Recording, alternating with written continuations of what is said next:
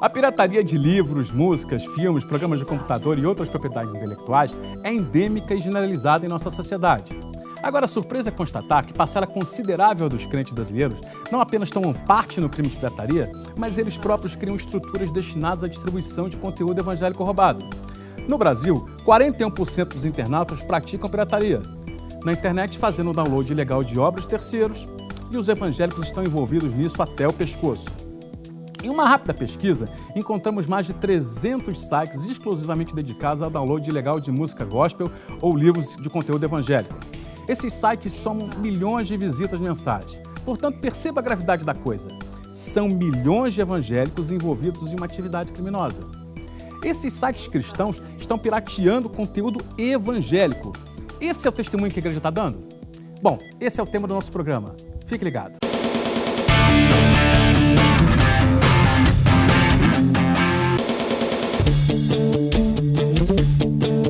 Hoje vamos conversar sobre pirataria, direitos autorais e questões correlatas, sob a ótica bíblica e legal. Para conversar conosco estão aqui o apresentador do programa Verdade e Vida, o reverendo Hernandes Dias Lopes, ele próprio autor de sucesso.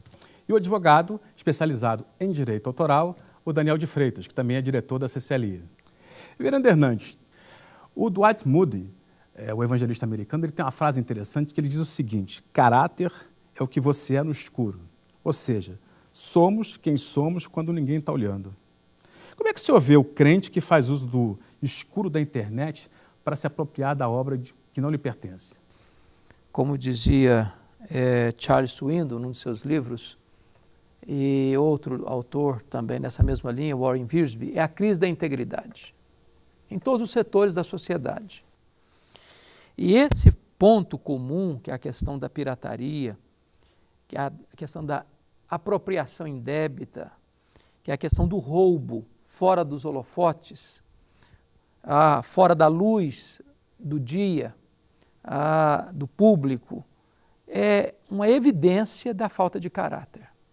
Isso mostra que a igreja evangélica brasileira, embora ela seja tão ampla na sua extensão, é tão rasa na sua profundidade. Na verdade, a pregação hoje é falha, porque se prega hoje não o evangelho, mas um outro evangelho, o evangelho da vantagem, o evangelho da prosperidade, o evangelho do lucro, o evangelho de que eu tenho que me sobressair sobre o outro, que eu tenho que levar vantagem sobre o outro. E esse tipo de pregação acaba induzindo, de certa forma, esse tipo de prática. Porque o camarada que acha uma carteira na rua, ele não estava procurando uma carteira. Fortuitamente, caminhando, ele achou a carteira. O cara que vai para a internet, ele está procurando a carteira. Está procurando aquilo que ele quer se apropriar indebitamente. Então, é mais grave do que o cidadão que acha a carteira e, em vez de devolvê-la, porque tem o endereço do verdadeiro dono, ele se apropria dela. É mais grave ainda, porque ele faz isso intencionalmente. O Daniel, você trabalha muito com assessoria de igreja, que quer, digamos assim, evitar estar cometendo ilegalidade nessa área. A gente está falando, o que o reverendo Hernandes está dizendo é do comportamento individual de membros da igreja, mas a gente também sabe que a igreja, como instituição, também comete uma série de ilegalidades com seus autores, com os seus compositores.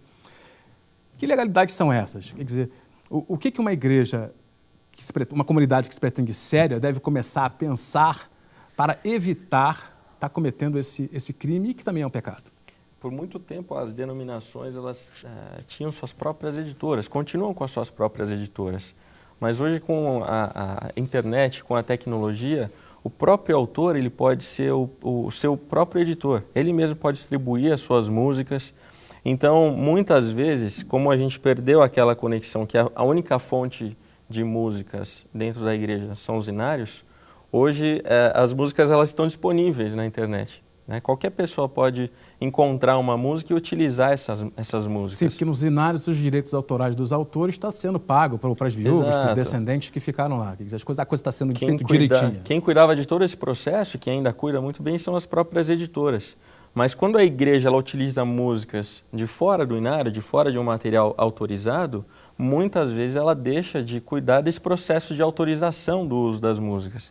Por exemplo, na gravação de CDs, de DVDs, na criação dos seus próprios materiais. E o trabalho que a gente faz na CCLI é exatamente esse, de ajudar as igrejas a utilizarem as músicas de forma correta, né? Você não está falando de execução de música durante o louvor, nada disso. Não, porque isso não. quem cuidaria seria o ECAD. Aqui no Brasil, e por exclusividade liberalidade, do ECAD. ele decide não cobrar das igrejas, Exatamente. atendendo o princípio do culto, enfim, da reserva da nossa liberdade religiosa, da nossa liberdade religiosa, etc. Exatamente, não é isso. Exatamente. Seja, ninguém está querendo cobrar a igreja que está tocando uma música durante um louvor, não teria que estar pagando direito autoral para ninguém, não é isso. O trabalho que a gente faz é orientação e ajudar as igrejas quando elas vão criar seus próprios materiais, nessa intermediação, no contato com os autores, tanto do Brasil como de fora do país também. Ou seja, a preocupação é honrar aquele músico que era honrado no inário. Exatamente. E, né, que podia continuar se dedicando a esse ministério, enfim, ao desenvolvimento da obra de Deus. Ele também, aquele músico que hoje não faz parte do inário, que isso é uma coisa que está meio que aposentada,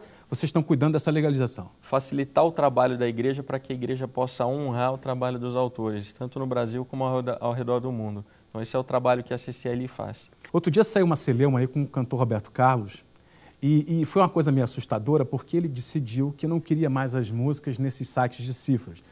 Esses sites de cifras são sites onde você encontra letras de música, né? E cifras para que o músico, principalmente o músico, possa tocar isso na noite e tudo mais. E é um site, obviamente, muito frequentado por músicos de igreja, até porque todos os compositores de igreja deixam suas músicas lá para que elas possam abençoar todas as igrejas e tudo mais. É sabido que esses camaradas eles não recolhem, não beneficiam nenhum dos autores. Aliás, o pior é que eles colocam a música ali sem qualquer tipo de autorização. E o Roberto Carlos disse que, olha, não, vamos parar com isso, eu não autorizo mais o uso das minhas músicas nesse tipo de site. Aproveitando que você colocou aí o ensejo, queria que você falasse o seguinte, esses sites são bonzinhos, eles estão prestando um serviço de utilidade pública para as pessoas ou para as igrejas, ou tem alguma coisa por trás disso aí? Pois é, Danilo, a princípio, esses sites, eles realmente oferecem um benefício que é tornar a obra conhecida, tornar a obra divulgada. E esse deve ser o objetivo dos autores, que as obras deles se tornem conhecidas. Mas o grande problema é que muitas pessoas não percebem é que o modelo da internet hoje está migrando para um modelo como a gente conhece na TV, no rádio. Propaganda. Ele se mantém pela propaganda. E na grande maioria dos casos, o recurso que é arrecadado com a propaganda não é repassado nem para os editores e nem para os autores. Então, esse que é o problema. A gente divulga a obra, mas ao mesmo tempo a gente também toma proveito dessa obra. Eles estão fazendo caridade com chapéu alheio. Sim, exatamente. Basicamente isso. Muitas vezes é isso que acontece. Esse é o problema, né? E tem a regra não está tráfego clara. também, né? Você quando tem num grande portal, como por exemplo um portal chamado Água, você tem ali todo tipo de site embaixo. Você tem chat pornográfico, você tem um site de cifras, você tem outro de notícia e tudo mais. Quando você tem um site com esse que tem uma migração muito grande, a gente sabe que ele tem uma duração muito tempo. O músico fica um tempão naquela letra. Diferente de uma notícia, você leu lá 3 segundos, já desligou, trocou de página. Ele está exposto a toda a série de conteúdos, né? Então ele retém muito tráfego. E esse tráfego, ele aumenta o valor da propaganda no site inteiro, no portal inteiro, inclusive no conteúdo pornográfico. Então, o que acontece é que o músico evangélico, eventualmente, que entra lá e que podia estar abençoando o compositor, não está pegando uma coisa de graça. Se você fosse pagar, estamos falando de 50 centavos, uma bobagem, talvez nem isso. R$30 por mês, uma coisa desse tipo, né? Para todas as músicas? O grande problema é o volume, né? Porque a gente tem conhecimento de sites que faturam R$3 milhões por mês só com publicidade. Pois é. E esses valores não são repassados para os autores, né? O grande problema sempre vai ser o abuso, quando a gente não tem informação, então, a possibilidade de abuso é muito grande. Considerando o mercado fonográfico brasileiro hoje, vamos dizer que R$1 milhão por mês, né, é a igreja dando dinheiro para a pornografia, ao invés de estar abençoando seus próprios autores. É isso. Você acaba desviando os recursos que poderiam ser direcionados para o reino e para quem vive do evangelho para um outro canal. É um ralo aberto. Infelizmente é isso que a gente vê hoje.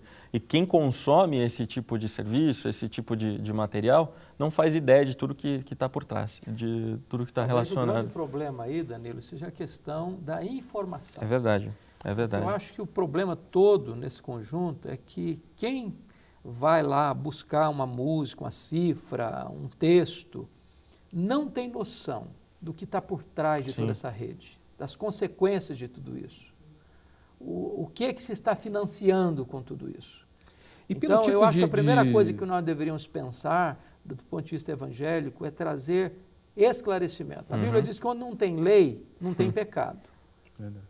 Então, é preciso esclarecer. Então, uma vez esclarecido, se a pessoa, a despeito do conhecimento, ainda vai lá, aí ele realmente tem um grau de culpa muito maior. Não quer dizer que o desconhecimento torna a pessoa inculpável. Né? Isso pode ser atenuante, mas não isenta a pessoa de culpa. Agora, quando a pessoa sabe e ainda vai, aí a culpa e aí é o caso, né? É agravante. Nós fomos pesquisar nessas perguntas, havia uma série de matérias sobre esse assunto, e a gente foi catalogar as respostas dos crentes, porque eu peguei essa matéria do Roberto Carlos e coloquei em redes sociais evangélicas. Eu também tinha matérias que eu publiquei sobre esse mesmo assunto na revista Cristianismo Hoje, e eu vi o que os evangélicos responderam, ou seja, o público evangélico. E você começa a ver uma série de desculpas. Não, eu estou copiando isso aqui porque eu preciso ter acesso à minha edificação com a palavra de Deus, eu preciso ter acesso à educação. Então, por isso eu estou fazendo isso. Tá bom, é um direito fundamental o cara ter acesso à educação, mas saúde também é um direito fundamental, a gente não vê crente saqueando farmácia. E aí eles vão dando essas desculpas todas e chega a desculpa que para mim é o cúmulo, quando ele diz assim, não, de graça recebi, de graça devo dar, não deveria haver comércio com a palavra de Deus. Se aplica esse princípio no mercado editorial evangélico? Será que quando a gente faz uma coisa dessa, a gente também não está prejudicando a proclamação do evangelho? Ou seja, aquele camarada que vive do ministério de produzir boa literatura evangélica, ele não tem direito de receber salário? Com certeza que tem. Eu acredito, Danilo, que, primeiro, esse texto não está fora do contexto nesse aspecto aí. Está falando do evangelho, da boa nova da salvação, né? Eu acredito duas coisas, Danilo. Primeiro, todo pastor, todo pregador que tem um sermão, que ele escreveu o sermão, ele pode escolher, como é o meu caso, eu tenho no meu site pessoal, no meu blog pessoal, mais de 250 sermões na íntegra, que eu coloco lá à disposição para ajudar os pregadores, quem quiser ser edificado está lá, disponível. Agora, é diferente de um livro, onde esse direito autoral já está garantido por lei no editora. E eu tenho visto muitos livros meus, inclusive, o camarada vai lá e baixa e vende. Vende, está ganhando dinheiro. Isso é uma apropriação indébita, isso é um roubo, isso é uma prática ilícita, ilegal, imoral e que não coaduna de forma nenhuma com o caráter cristão, com a ética cristã. Bem, nós vamos fazer um pequeno intervalo no nosso bate-papo sobre pirataria no mundo evangélico e a gente volta já.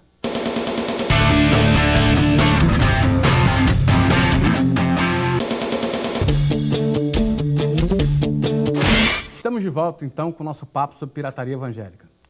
Vou contar uma história para vocês. Teve um músico, não dizer o nome dele, fez um show recentemente e ele mandou produzir umas camisas para ajudar um hospital de crianças com câncer. E ele está lá no show dele fazendo música, daqui a pouco ele olha e vê uma opção de camisa igual aquela que ele fez no site. Ele fala, será possível? Será que minha equipe está vendendo minhas camisas aqui no show? Não era equipe. Um camarada, um crente, copiou aquilo ali, as camisas dele, e teve a cara de pau de vender essas camisas na cara do gol, na cara do show. Ele interrompeu o show e desancou os crentes. Disseram, isso não pode ser crente, vocês estão... Vem cá, é isso mesmo? Todo mundo sabe que essas camisas são para as crianças com câncer e você vem aqui para o meu show e copia a camisa e vende? Aí chamou o cara de bandido e outras coisas mais. Outro dia eu até mostrei para vocês aquela irmã que entrou numa comunidade da internet querendo saber qual era o crack, quer dizer, como é que faz para poder acessar, hackear um software de Bíblia. Reverendo Hernandes, o que está acontecendo com a igreja? Chegamos ao ponto de que esse tipo, certos comportamentos, inclusive esses que são obviamente de moral completamente duvidosa, são crimes, são aceitos, as pessoas acham que isso é a coisa mais natural do mundo? O profeta Oséias, lá no seu livro, diz que o meu povo está sendo destruído por falta de conhecimento. Esse tipo de prática é muito comum de alguém que, embora frequente uma igreja, embora se declare evangélico, cristão, mas não recebeu o verdadeiro evangelho, não está sendo instruído pelo verdadeiro evangelho. Isto denuncia quão doente, quão fraco está o contexto evangélico brasileiro. Nós precisamos de uma reforma na igreja evangélica brasileira. Nós precisamos voltar para as Escrituras. Não só do ponto de vista teológico, mas do ponto de vista ético, porque posso lhe garantir uma coisa, a ética é filha da teologia. Se a teologia está errada, a ética vai ser errada. Então você não combate esse problema denunciando o problema da ética. A ética é consequência, você tem que ir na causa. Tem que resolver a causa. E a causa é teológica, a causa é doutrinária, a causa é a falta do verdadeiro ensino à igreja brasileira. Porque quando a igreja é instruída na verdade, a sua ética vai ser compatível com a verdade. Então esse é o grande aspecto. E o comportamento do evangélico não era esse, quer dizer, Cristo nos instruiu que a nossa justiça tem que exceder dos fariseus. Dos escribas e fariseus. E você vê hoje líderes cuja justiça não excede nem a dos gangsters, né? Vendendo salvação, vendendo produto pirata ele mesmo. A gente se assusta com isso. Você que... A igreja brasileira virou um mercado, essa é que é a grande verdade. O corpo está doente. O corpo está doente. O corpo está doente. Seja pelo excesso de nutrientes e seja pela falta deles. A gente observa hoje movimentos assustadores dentro da igreja. Dentro da música, inclusive, geram muitas discussões exatamente por isso. Pela falta de respaldo que existe, pelo excesso de nutrientes e pela falta deles. Cria discrepâncias enormes dentro do corpo por causa disso. Pensando aqui na minha ilha reformada, a gente fica achando que a gente está livre disso. Um pastor americano famoso, Mark Driscoll, super respeitado, reformado, as pessoas tinham nele em grande conta. O camarada foi pego em plágio. Quer dizer, ele se propõe a fazer um livro evangélico para abençoar as pessoas e estava copiando outros autores e não dando...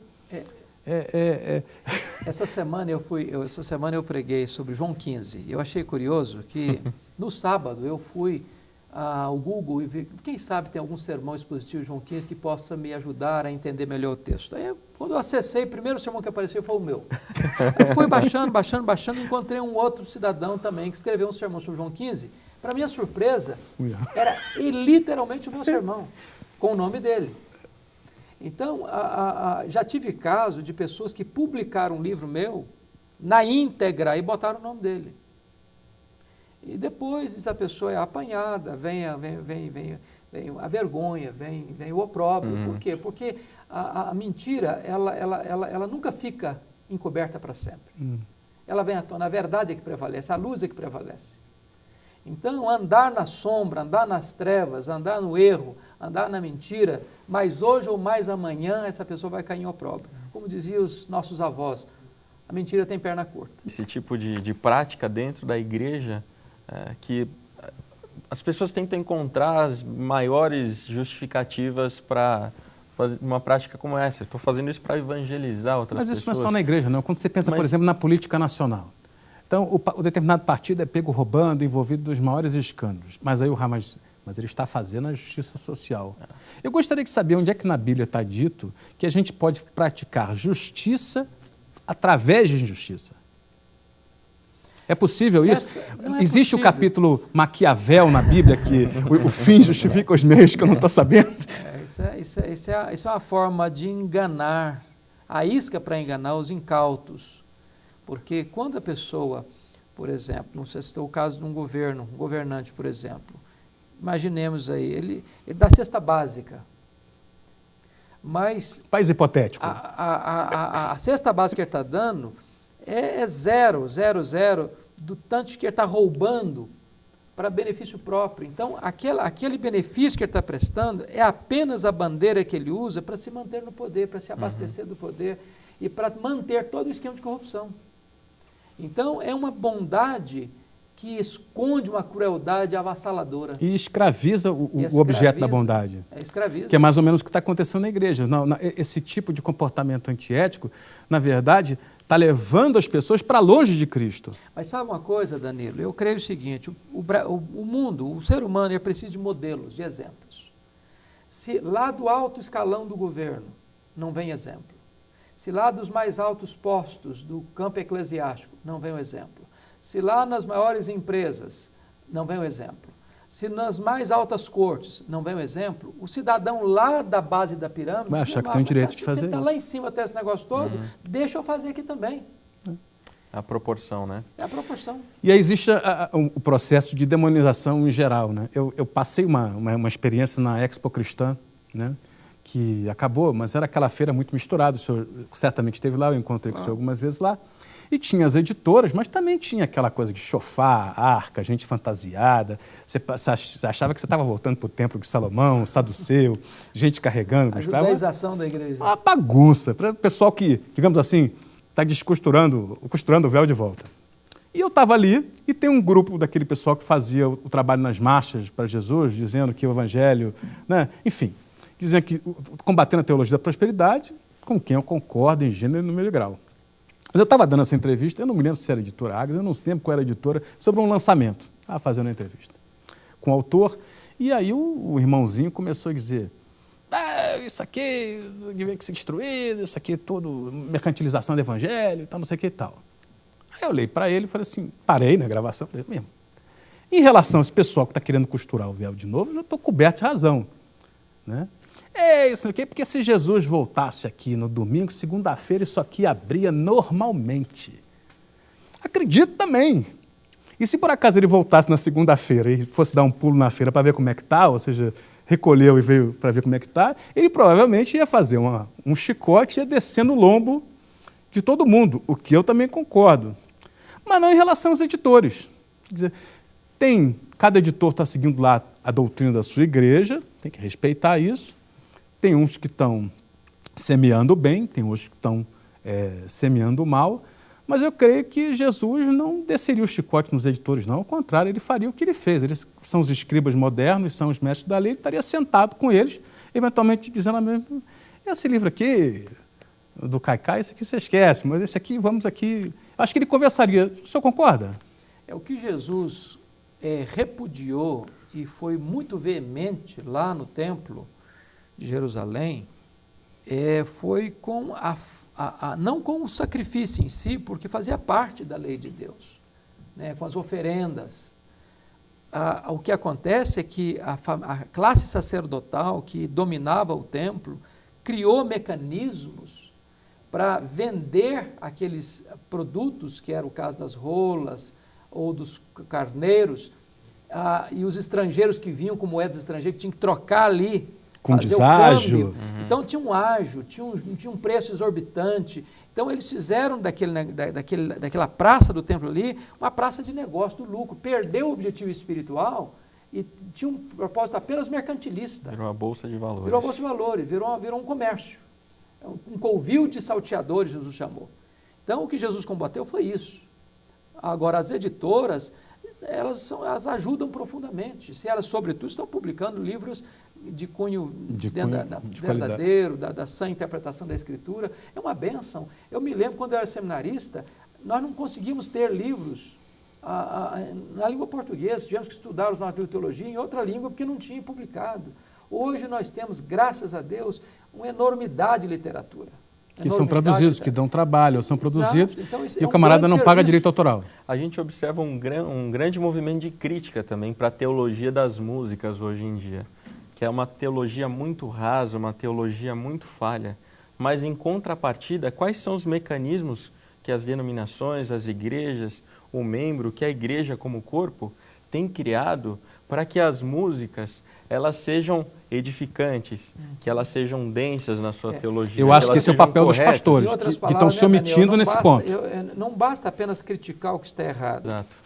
E acho que as igrejas históricas, sobretudo as históricas, que mais criticam essa proliferação da música de consumo, têm falhado nesse ponto, que nós não temos oferecido em contrapartida, já que temos um bom cabedal teológico, uma música de qualidade, para fazer frente a essa música, às vezes, tão rasa, tão rala, que tem surgido no mercado religioso brasileiro. E eu acho que os pastores podiam usar, orientar na sua igreja, não só a respeito daquilo que deve ser lido, né, o que é bom ser lido, daquilo também deve ser ouvido e usado na igreja. Mas a impressão que eu tenho é que há crítica, mas há omissão também. Né? Quer dizer, ninguém está disposto a fazer nada. E se deixar que o diretor de gravadora toma essa decisão, ou o editor inescrupuloso, ele vai fazer aquilo que vende, porque isso é capitalismo. Infelizmente, onde falta informação, onde falta orientação, sempre vai ser um terreno muito aberto para a exploração.